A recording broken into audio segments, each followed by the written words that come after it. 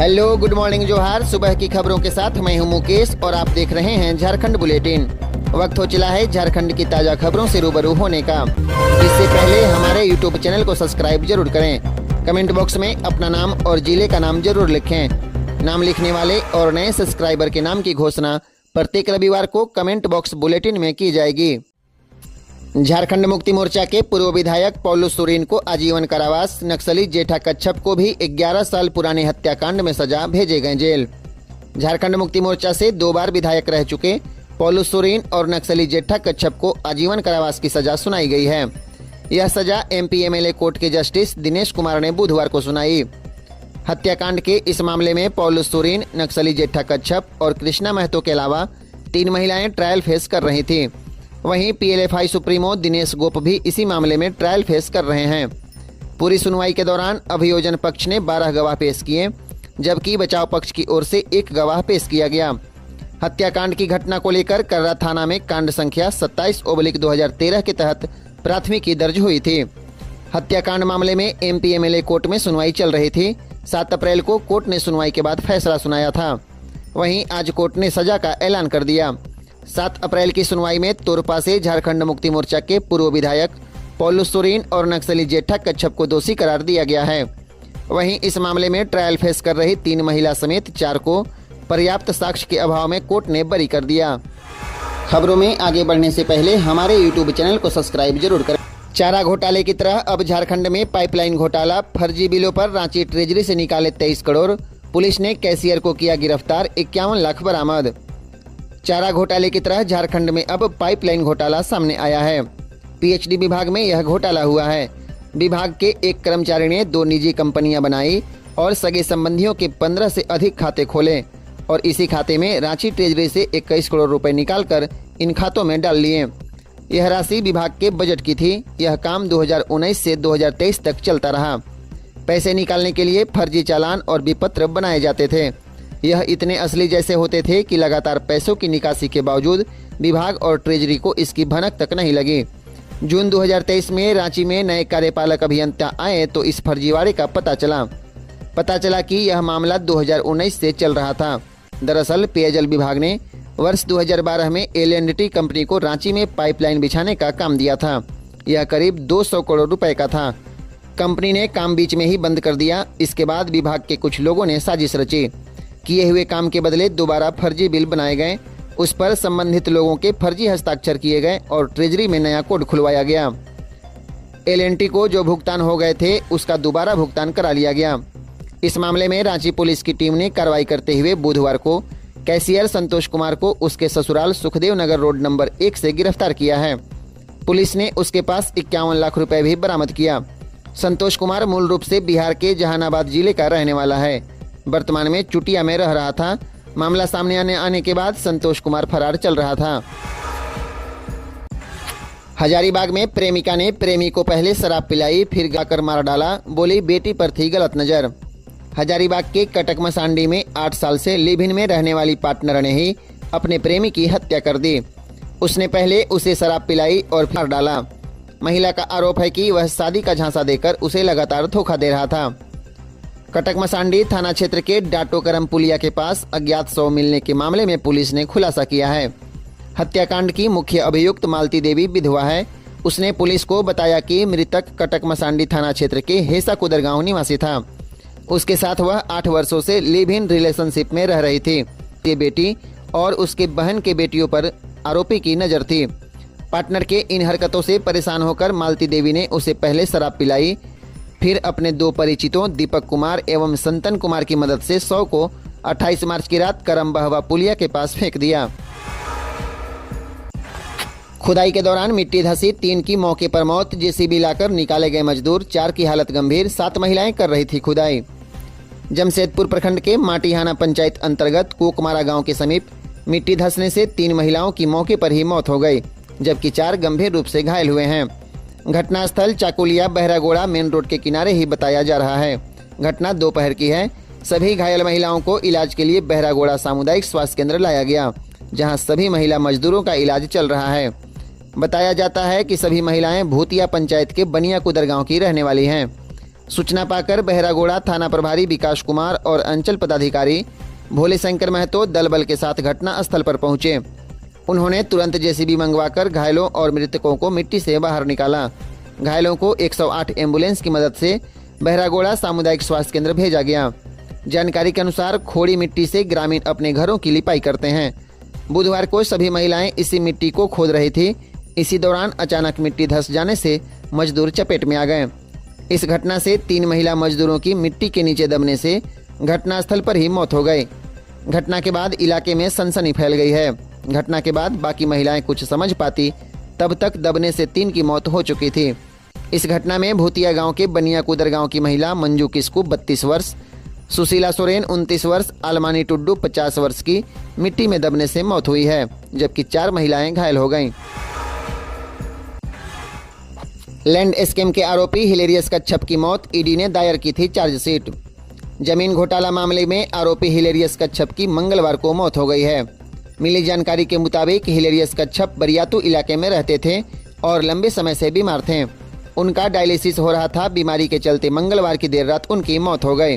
हालांकि हिलेरियस कच्छप की मौत को लेकर अभी तक कोई आधिकारिक पुष्टि नहीं हुई है। आपको बता दें, ईडी ने हिलेरियस कच्छप के खिलाफ बीते दिनों ही चार्जशीट दाखिल की थी।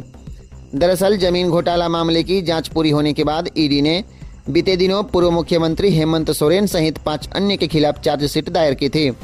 इस पर ईडी कोर्ट ने संज्ञान लिया था और आर्किटेक्ट विनोद सिंह, रामकुमार पाहन और हिलेरियस कच्छप को समन जारी किया है। आपको बता दें, जमीन घोटाला मामले में पूर्व मुख्यमंत्री हेमंत सोरेन फिलहाल जेल में बंद हैं। गढ़वा के साथ इन 6 जिलों में नक्सली हिंसा में मारे गए परिजनों को मिलेगा 1-1 लाख मुआवजा। गढ़वा जिला समेत 6 जिलों में नक्सली हिंसा में मारे गए लोगों के परिजनों को मुआवजा मिलेगा। इससे संबंधित आदेश गृह कारा एवं आपदा प्रबंधन विभाग द्वारा जारी कर दिया गया। जारी आदेश के मुताबिक लातेहार, गढ़वा, चाईबासा, रांची, गुमला और खुट्टी जिले में नक्सली हिंसा में मारे गए 6 लोगों को मुआवजा मिला। इसे लेकर संबंधित जिले के डीसी को मुआवजा देने का निर्देश दिया है। सभी जिलों के परिजनों को 1-1 लाख रुपए का मुआवजा मिलेगा। आपको बता दें, लातेहार जिला के नरेशगढ़ गांव का रहने वाला एतवा परहिया की मां, गढ़वा जिला के डंडई थाना के बौलिया गांव की रहने वाली कलावती देवी के पुत्र शिवमुनि राम, चाईबासा जिला के गोइलकेरा थाना क्षेत्र के रहने वाले रतनलाल की पत्नी सुखमती, रांची जिला लापुंग का रहने वाला जीदन होरो की पत्नी, गुमला जिले के रहने वाले रामविलास गोप की पत्नी लीलावती देवी और खुंटी जिला के रहने वाले चमरा नाग की पत्नी नूतन देवी को मुआवजा मिलेगा। गिरिडीह में एक साथ 3 घर में लगी आग, 5 लाख रुपए का हुआ नुकसान, घर का कीमती सामान जलकर हुआ राख। गिरिडीह जिले के बिरनी थाना इलाके के गुरहा गांव में मंगलवार की देर रात करीब एक साथ 3 घरों में आग लगने से लाखों रुपए का नुकसान हुआ है। नुकसान का आकलन 5 लाख के करीब बताया जा रहा है। आग लगने के कारण घरों में बिजली का शॉर्ट सर्किट होना बताया गया। जानकारी के अनुसार गुरहा गांव के झूमन महतो, जलेश्वर वर्मा और गोवर्धन महतो के घर में लगी आग के कारण करीब 5 लाख का नुकसान हुआ है। वहीं अगलगी की इस घटना में गोवंश का बछड़े के साथ बकरी का एक बच्चा भी आग की चपेट में आ गया। वहीं घर में रखे महंगे कपड़े और जेवर के साथ अनाज के ढेर जलने की बात सामने आई है। चाईबासा में छात्रा से हैवानियत के 3 आरोपियों को मिली आजीवन कारावास की सजा। पुलिस के बेहतर अनुसंधान की वजह से छात्रा के साथ दरिंदगी करने वाले 3 आरोपियों को कोर्ट ने आजीवन कारावास की सजा सुनाई। बुधवार को सिविल कोर्ट चाईबासा के अपर सत्र न्यायाधीश ने रामचंद्र तीव, अनूप प्रताप तीव और सुखलाल होनहागा को सजा सुनाई है। इसके साथ ही 15,000 रुपए का जुर्माना भी लगाया गया है। यह मामला 16 सितंबर 2022 को जिला के मुफस्सिल थाना क्षेत्र में हुई थी। इस मामले को लेकर कांड संख्या 138/2022 दर्ज किया गया था। मामले के अनुसंधान के क्रम में चाईबासा पुलिस ने 3 आरोपियों को गिरफ्तार कर जेल भेज दिया गया। साथ ही इस केस से जुड़े सभी साक्ष्यों को वैज्ञानिक तरीके से संग्रह करते हुए कोर्ट में आरोप पत्र समर्पित किया गया था, जिसके आधार पर तीनों आरोपियों को सजा सुनाई गई। चतरा में टीपीसी उग्रवादियों ने बालू माफियाओं को अवैध खनन बंद करने की दी चेतावनी। टीपीसी उग्रवादियों ने बालू माफियाओं को अवैध खनन बंद करने की चेतावनी दी है। चतरा जिला के लावालौंग थाना क्षेत्र के आरसिलटाण जंगल में टीपीसी ने पोस्टर जारी कर यह चेतावनी दी। अनदेखी करने पर फौजी कार्रवाई की बात भी कही गई है। टीपीसी द्वारा जारी पोस्टर में कहा गया है कि सभी गाड़ी मालिक को जानकारी दी जा रही है कि नदी से बालू उठाकर बेचना बंद करें। बालू का अपने लिए और अपने आसपास के क्षेत्र के लिए उपयोग करें, लेकिन आप लोग मनमानी के कारण बालू दूसरे यहाँ बेच रहे हैं। इससे आसपास के लिए समस्या हो सकती है।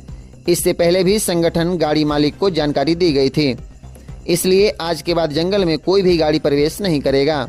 बताने के बाद भी नहीं माने तो गाड़ी पकड़ाने पर फौजी कार्रवाई की जाएगी।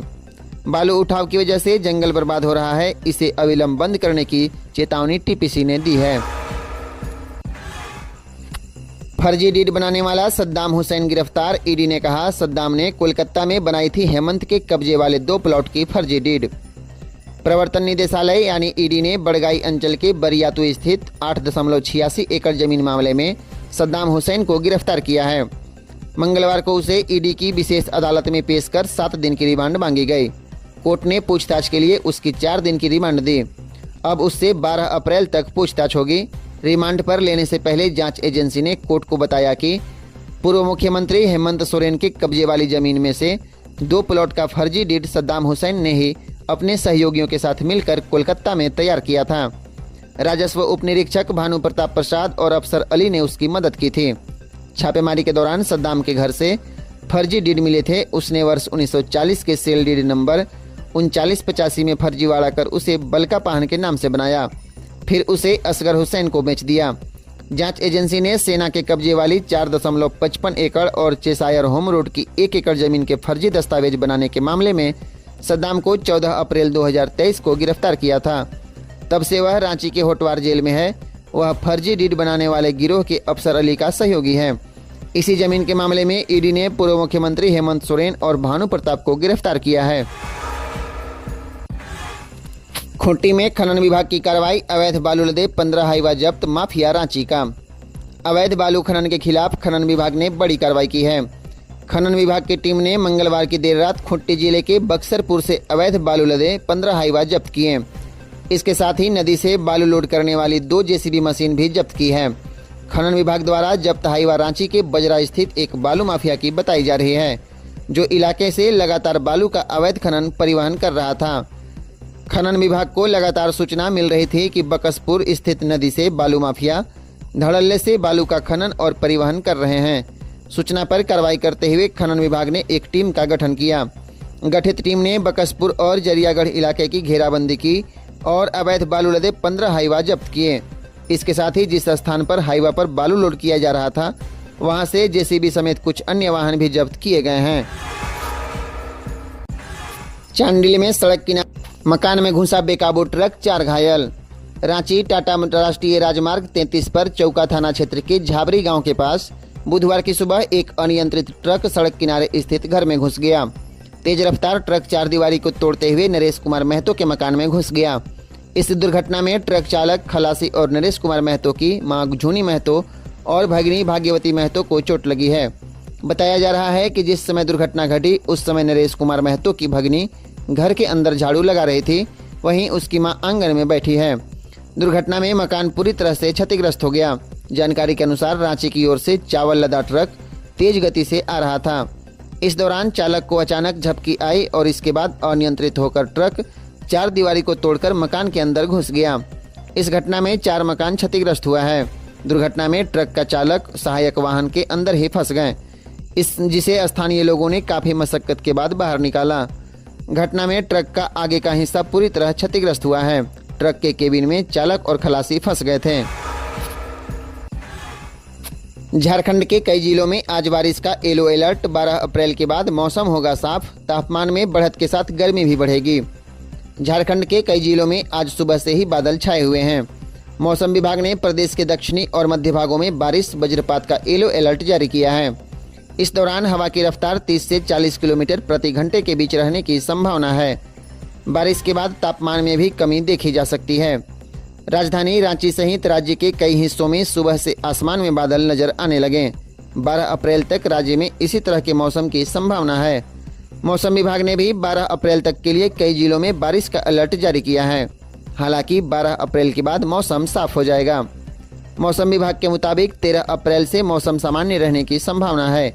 अगले 1 से 2 दिनों में तापमान में 3 से 4 डिग्री तक बढ़ने की संभावना है। तापमान बढ़ने के साथ ही गर्मी भी बढ़ सकती है। सरहुल का त्यौहार आज सुबह 6 बजे से रात 12:30 बजे तक रांची शहर में भारी वाहनों का नो एंट्री। सरहुल का त्यौहार 11 अप्रैल को मनाया जाएगा। रांची में कई रूटों से होकर सरहुल को जुलूस निकलता है। इसे ट्रैफिक पुलिस ने शहर में 11 अप्रैल की सुबह 6 बजे से रात 12:30 बजे तक भारी वाहनों के प्रवेश पर रोक लगा दी है। सभी तरह के भारी वाहन रिंग रोड होकर जाएंगे। वहीं निजी एवं यात्री वाहनों के परिचालन पर भी कई मार्गों में दोपहर 1 बजे से जुलूस की समाप्ति तक रोक लगा दी गई है। चांद नजर आया ईद, आज ईदगाहों मस्जिदों में होगी नमाज की अदा। ईद का चांद बुधवार की शाम नजर आ गया। गुरुवार को ईद मनेगी और ईदगाहों और मस्जिदों में गुरुवार यानी 11 अप्रैल की सुबह निर्धारित समय पर नमाज अदा की जाएगी। इमार-ए-शरिया झारखंड व एदार-ए-शरिया झारखंड ने चांद की औपचारिक रूप से घोषणा कर दी।